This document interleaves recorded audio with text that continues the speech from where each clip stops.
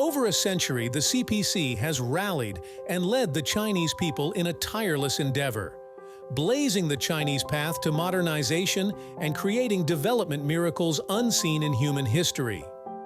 China's stories speak to a truth.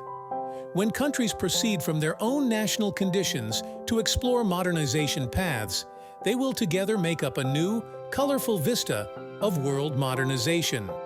The Western argument had always been that there was only one form of modernity, and that was Western modernity. And if other countries were to modernize, they would modernize in the same way as the West. Of course, this is completely wrong. Because when you're talking about modernization in our Western culture, you're talking in the majority of modernization of economic modernization. Okay, the country become modern, so it's a modern infrastructure, modern economy. What China talks about modernization is much more broad than only economic. You're talking about modernization of institutions, you're talking about modernization of education, you're talking about modernization of the Chinese political system. And so now we have this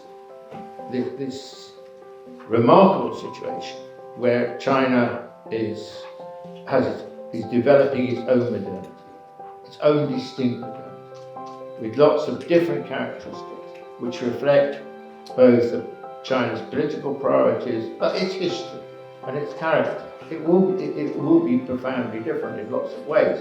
And one of the differences is that whereas Western modernity was a block on the development of other countries, its colonies and so on, Chinese modernity is open to the world. So China's modernization in terms of its relationship with other countries is one of mutual development. It's an idea of win-win. China says to itself, we've been successful in modernization. If we can help these other developing countries to develop as well, then their development will feed back to us. So it's a completely different idea of modernization in terms of the relationship with other countries. And this is expressed in Belt and Road, perhaps most obviously, but just China's relationship with the developing world. I mean, it's China's transformation which is giving quite new opportunities for the developing world, where over 80% of the world's population lives. 你要读懂中国，就是要是读懂中国式的现代化。那么这里面又是包含着一个动态的过程。什么叫现代化，是吧？我们一般说追求 modernity， 追求这个现代性。但是现代化是个化，在中国里面是一个动态的过程啊。